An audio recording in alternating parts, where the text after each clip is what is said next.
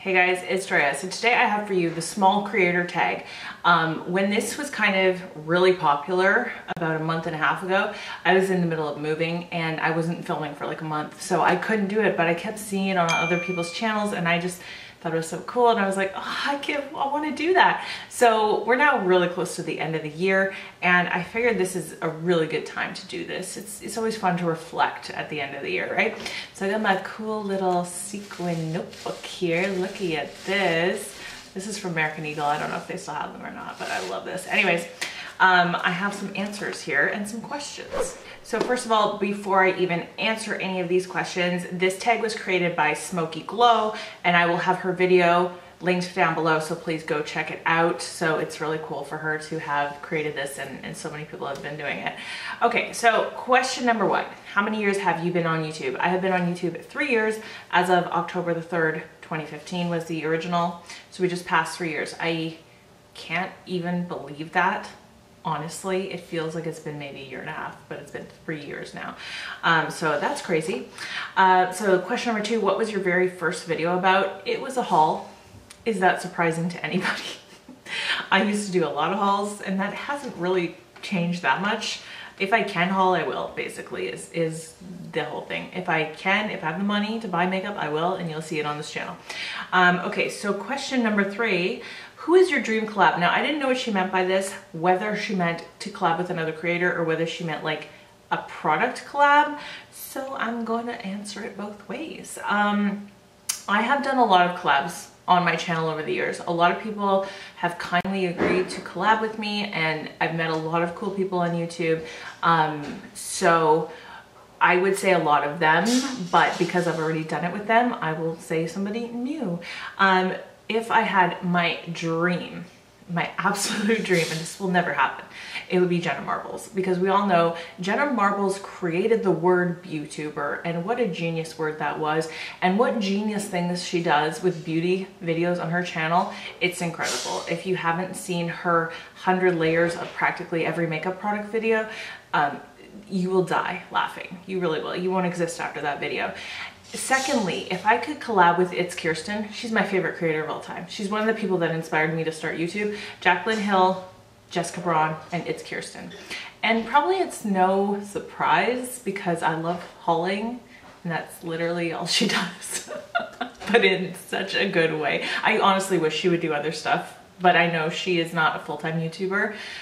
She's really like, she's just a cool person and I would love to collab with her sometime. So anyway, that'll probably never happen either.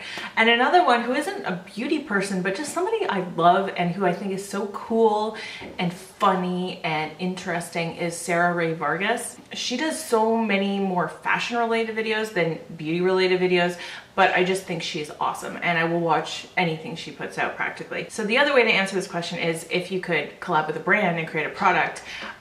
For me, it would be ColourPop pressed shadows. I love them. I love ColourPop in general for being so affordable and so fun, but I just love their pressed shadows. I think they're some of the best eyeshadows anywhere and they are so affordable, but also they do such fun colors and fun palettes and they are willing to collab with creators too, which is really cool. So it would definitely be a ColourPop pressed shadow palette or curation of some kind. Question number four, what would it mean to you to make it on YouTube?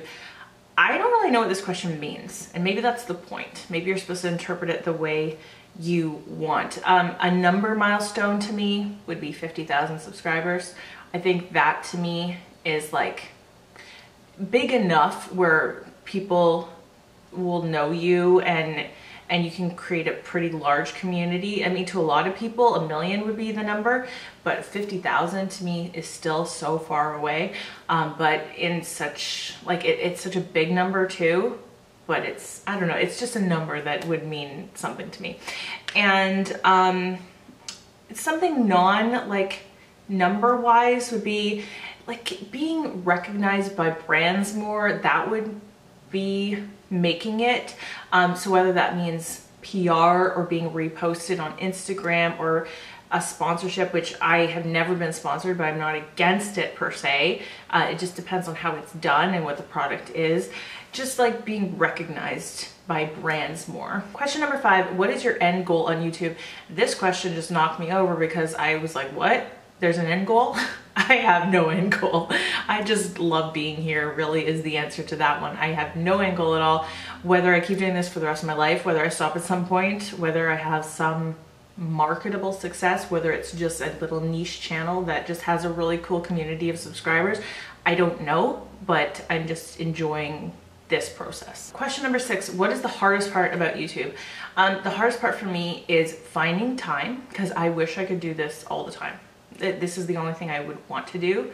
That's not true. I love working in retail, but some people would think I'm insane for saying that. But anyways, I love doing this, and finding the time to do it is always the challenge. But not only that, being original is really the most difficult thing. If you want to be, because there's a lot of channels that don't want to be original, and that's fine too. You know, some people just want to review things and just want to do get ready with me's, and that's what their community wants too. That's totally cool. But sometimes I try to set out to do original things, and that is difficult. I think I've done it here and there. Nothing has ever really like taken off, but I think I have some series on my channel that are pretty original, but it's a really hard thing to figure out, because most of the time you're just taking inspiration from other people and giving credit. To do something brand new is very difficult. Okay, question number 7, what is the best part about YouTube? That is so easy. It is the subscribers, and that is truly the truth from the bottom of my heart, with all sincerity. The best thing about YouTube is, you guys, if you were not here, there would be nothing. It would just be me talking, and who cares about that? It's really about the back and forth in the comments. It's about the community. It's about friendships. It's about getting to know people. It's about so much more than just having a channel, the community. And I've told people that. I talked about you guys in my job interview. Do you want to know that? Yeah, I did. Because they asked me, like, what is my passion outside of work? And of course I talked about YouTube, but yeah, I talked about the community that you guys have created, and it's really you. Like, it's just so cool to have you guys along with me. Question number 8, what is the funniest comment you've ever gotten? I could not possibly tell you. I do remember I had a subscriber way back when, I think he was called Jeremiah. I don't know if he still watches my videos, but he would leave the funniest comments, the funniest, but I haven't seen him comment in a long time. But yeah, I don't know. That's a really strange question. I mean, maybe Smokey Glow had some really funny comments, and that's why she included it. But for me, you guys are funny. It's just that I've had so many comments over the years that I could not possibly remember something specific. And number 9 kind of goes along with that. What is the meanest comment you've ever gotten? Listen, I get mean comments sometimes. It's always appearance related, and I don't need to sit here and say what they actually were, but it's always somebody saying something about your appearance, which is so stupid. If somebody like left a mean comment and said, you know what, you're a horrible person, but they can't do that because I'm not a horrible person. So they try to pick out something that is unrelated to my character, and that's how the world works. People bully you based on your looks and some perceived imperfection, but that isn't a real thing. That's just what they're saying to you. And although I will say I could count on one hand those comments, they do kind of stay with you because they are so rare, right? Like if it was every day and I got these comments all the time, I couldn't remember one specifically, but I remember them because they are so rare. And that's a good thing in the end. They are so rare that you get mean comments. And people always ask me that in real life. Oh, don't you get mean comments?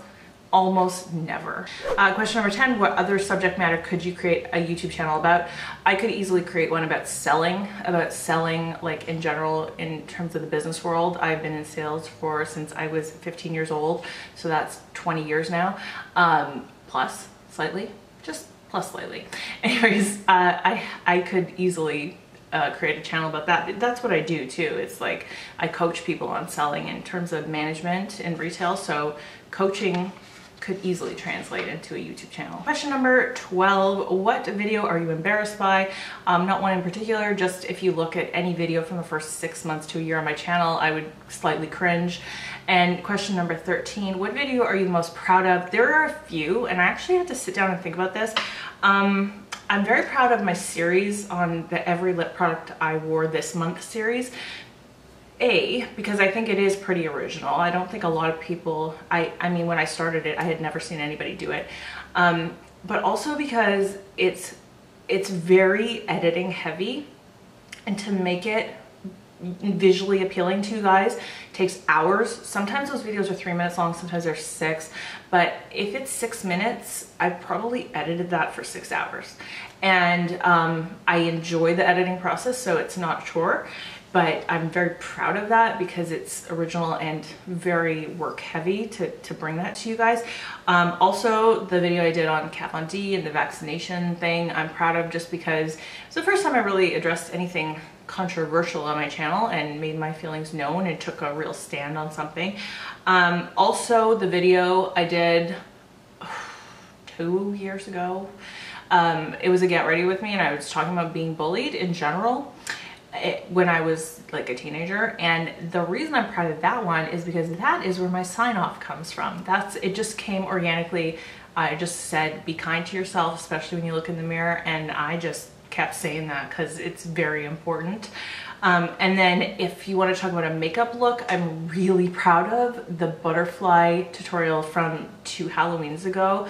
I am still so proud of that video, and it's not got a lot of views. I don't even think it's cracked 1,000 views yet in a couple of years, but I'm so proud of it because it took me hours to create that look. I was really proud of that look. I think it was beautiful, it was original, it was so fun to do, fun to make, and fun to edit. It was just a really good video. And then question number 14, what is your first YouTube memory? This is the last question. I've talked about this a few times on my channel, how I kind of found YouTube from a time in my life where I was trying to change, give myself like a new start looks wise. I cut off a lot of hair, I got into makeup, and I started watching YouTube, and I started watching Jaclyn, started watching Jessica Braun, started watching Kierstin, and really that's where it came from. I remember searching for reviews on a curling iron, and that just opened up my world of YouTube because once I started watching reviews on that, then it led to watching reviews on like what are those called, like BoxyCharm type videos, the monthly box videos. I started watching those to see if it'd be something that I would want to see, and then once I started watching those, I just started liking these people and enjoying their personalities, and then I would watch anything they put out. So that is really my first YouTube memories. So that is the small creator tag. I think this was a really well put together tag because it covers a gamut of stuff, but it's some really interesting questions and subject matter. So thank you to Smoky Glow for creating this. If you haven't checked out her channel, please go do that. And maybe just search up small creator tag to find new people. Isn't it fun to find new people on YouTube to watch? I do it all the time. I still try to find new people all the time to watch. But that's it for today. If you are new here, I would love to have you as a subscriber. So hit the subscribe button and give this video a thumbs up if you liked it. That's it for today. I hope you're having a wonderful day. I hope you're speaking kindly to yourself, especially when you look in the mirror. I love you guys. I'll see you in my next video. Bye.